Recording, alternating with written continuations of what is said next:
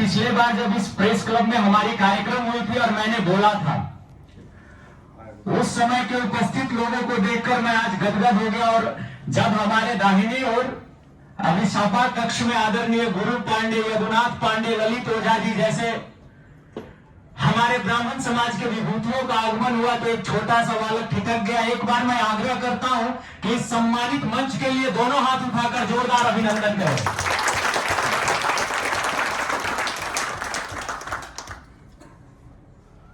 Press club से कुछ यादें जुड़ी हुई है।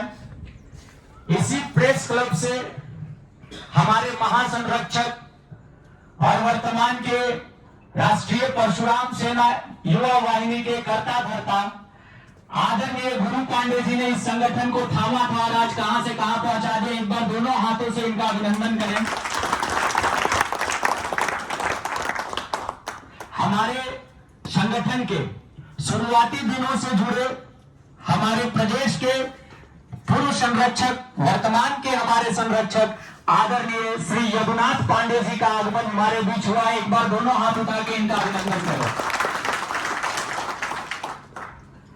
हमारे प्रदेश संरक्षक श्रीमान ललित ओझा जी का एक बार दोनों हाथों से करतल ध्वनि से इनका अभिनंदन करें। हमारे पिछले प्रेस क्लब के कार्यक्रम के प्रणेता संस्थापक संरक्षक श्रीमान अमित प्रकाश उपाध्याय जी का दोनों हाथ से उनका करतल ध्वनि से अभिनंदन करें। और सभी हमारे बीच हमारी प्रथम महिला प्रदेश अध्यक्षा श्रीमती सुमन मिश्रा जी हैं। राष्ट्रीय परशुराम युवा वाहिनी अभी झारखंड में एक मजबूत और ब्राह्मण के लिए 24x7 इमरजेंसी ड्यूटी में भी खड़ी संगठन है। और मैं आपको वादा करता हूं कि आप हमारे एक एक कार्यकर्ता को जूझते देखेंगे, लड़ते देखेंगे, चाहे वो पलामू हो, चाहे वो रांची हो, चाहे वो लोहरदगा हो, गुमला हो या चतरा हो। ये हमने एक चेन बना रखा है। जहां ब्राह्मण परिवार को अगर कहीं रक्त की आवश्यकता है, जहां ब्राह्मण परिवार की बेटी की कहीं शादी में कोई दुविधा आ रही हो, जहां ब्राह्मण विप्र परिवार से जुड़े सामाजिक, आर्थिक, राजनीतिक किसी भी तरह की अगर समस्या है, हमारी प्रदेश वर्तमान के हमारे प्रदेश अध्यक्ष श्रीमान देवेंद्र तिवारी जी की अध्यक्षता में हमारी प्रयास होती है कि हम सभी वहां पहुंचे और सिर्फ पहुंचे नहीं, उसका कार्य को उसको संपन्न करने का भी काम करें। पलामू और गढ़वा से इस संगठन का शुरुआत हुआ है। पलामू से बहुत सारे यहां लोग जुड़े हुए हैं जो इस संगठन के शुरुआती दौर को भी देखे होंगे, जानते होंगे।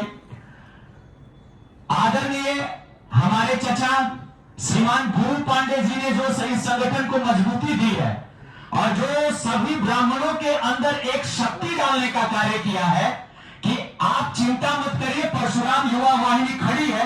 इसके लिए मैं उनका बहुत बहुत आभार प्रकट करता हूं, मैं उनका बहुत बहुत धन्यवाद प्रकट करता हूं। आज हमारा पलामू में प्रदेश कार्यालय संचालित है। ये कार्यालय रांची रोड में है, जहां पे यहां से बहुत सारे लोग वहां पहुंचे हैं। आदरणीय ललित ओझा जी का भी आगमन हुआ है जो प्रदेश संरक्षक हैं। आदरणीय श्रीमान यदुनाथ पांडे जी जिस दिन कार्यालय का उद्घाटन था उस दिन उनका आगमन हुआ था। और मुझे लगता है कि इस सभागार में उपस्थित लगभग लोगों का वहां आगमन हुआ है। और वर्तमान में विगत जो सबसे बड़ी कार्यक्रम राष्ट्रीय परशुराम युवा वाहिनी की संपन्न हुई है, वो कार्यक्रम भगवान श्री परशुराम जी के जन्मोत्सव के अवसर पर 22 अप्रैल अक्षय तृतीया के दिन एक ऐतिहासिक कार्यक्रम हुआ। अभी भाई साहब ने बोला था, अशोक पुरोहित जी ने बोला था, हमारे झारखंड मोर्चा के प्रदेश अध्यक्ष जी, राष्ट्रीय अध्यक्ष जी ने बोला था, और सभी लोगों की मैंने बात को सुना। मुझे लगा कि जो समस्या रांची में है वही समस्या हमारे साथ पलामू में है, वही समस्या चतरा में है, और वही समस्या मुझे लगता है कि पूरे हिंदुस्तान में है ब्राह्मणों का। जब हम अपने घर से ब्राह्मण का कार्य करने निकलते हैं, समाज का कार्य करने निकलते हैं, परिवार का कार्य करने निकलते हैं, तो सबसे पहला जो हमें कहा जाता है वो गुरु क्या ये कहा जाता है कि आप ब्राह्मण को निकलने जोड़ने निकले, आप बैंक को तोड़ने निकले। एक एक बेंच को तौलना ब्राह्मण को जोड़ना बराबर है, लेकिन इस संगठन ने ये कर दिखाया है। लगभग 10 से 15 हजार ब्राह्मण पलामू की पावन धरती पर राष्ट्रीय परशुराम युवा वाहिनी के नेतृत्व में भगवान परशुराम जन्मोत्सव के दिन एकत्रित हुए। और आप यकीन मानिए वो दृश्य अगर चलेगा यहाँ पे या आपने कभी देखा होगा तो मैं उसका संचालन कर रहा था, ऊपर बैठ के जब मैं देख रहा था तो उसमें अभी दृश्य नहीं आ सकते हैं टीवी में। हम लोग पेन ड्राइव में बना के लाए हैं उसको। यदुनाथ पांडे जी, ललित ओझा जी और हमारे जो हमारे गणमान्य हैं सभी को मैं उससे हम लोग चाहेंगे कि वो दिखे। आप यकीन मानिए कि पूरा डाल्टनगंज उस दिन जाम हो गया था। पूरा जहां तक ललित भैया हम लोग देख रहे थे, आप जहां तक देख पाते वहां तक हमारे परिवार दिखते, आप जहां तक देखते हमारी पल्ली दिखती, हमारी मजबूती दिखती। ये हमने कार्य करने का काम किया है। चूंकि हमारी राजधानी है रांची, जिस प्रदेश में हम निवास करते हैं उस प्रदेश की राजधानी है रांची, और यहाँ पे हमारे झारखंड प्रदेश से, हमारे परिवार से, हमारे समाज के, हर जिले के, हर पंचायत के और लगभग हर प्रखंड के प्रतिनिधि यहाँ पे निवास करने का कार्य करते हैं।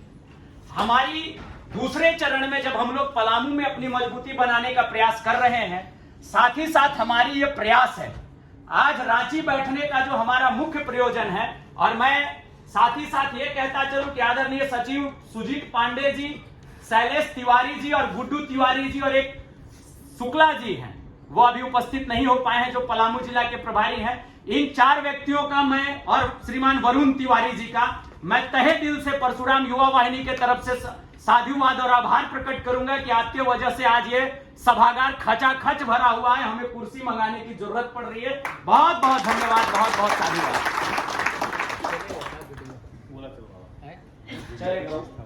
अभी जो हम लोगों का जो आने वाला कार्यक्रम है और हम लोगों ने जो कार्यक्रम किया है, छोटी छोटी बहुत सारी कार्यक्रम, हमारे पलामू के जिला अध्यक्ष विकास दुबे जी मौजूद हैं, इनके नेतृत्व में भी वहां पे संगठन बहुत अच्छा कार्य कर रही है। गढ़वा में हरे शंकर दुबे जी हैं। छोटी छोटी कार्यक्रम हमारे होती रही, छोटी छोटी कार्यक्रम जैसे किसी विप्र बंधु के यहाँ खड़ा होना, उनको किसी तरीके का आर्थिक सहयोग हो तो वो आर्थिक सहयोग प्रदान करना। अभी मुख्य रूप से जो पिछले 1-2 वर्षों में हम लोगों ने कार्यक्रम किया है, उस कार्यक्रम में हम लोगों ने विधवा विवाह का जो कार्यक्रम था, हमारे समाज में ये एक बहुत अभिशापित वर्ग माना जाता था।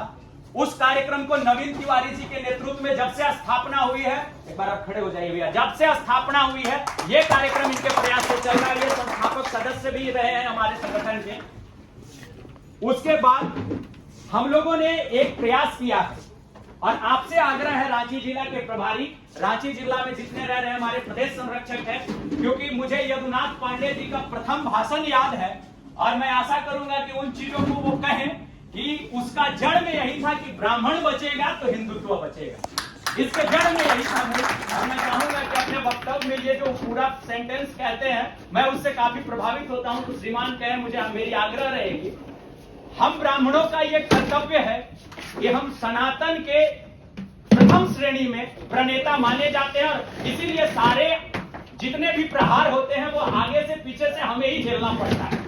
तो सनातन को रक्षा करने का जो हमारा ये जो प्रतिबद्धता है, जो ट्रेडिशनल प्रतिबद्धता आया है, परशुराम युवा वाहिनी उस प्रतिबद्धता के साथ खड़ी है।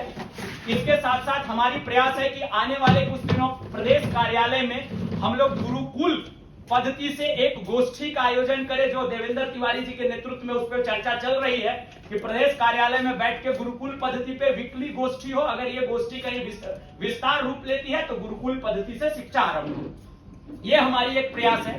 दूसरी हमारी ये प्रयास है कि परशुराम युवा वाहिनी के नेतृत्व में हमारे जो राजनैतिक रूप से विपन्न परिवार हैं, जहां हमें यह समझ में आता है कि हमें सब वोट बैंक का तौर पे देखते हैं और हमें इस्तेमाल करने का प्रयास करते हैं, हम लोगों ने अपने राजनैतिक संरचना को भी मजबूत करने पर बल दिया है।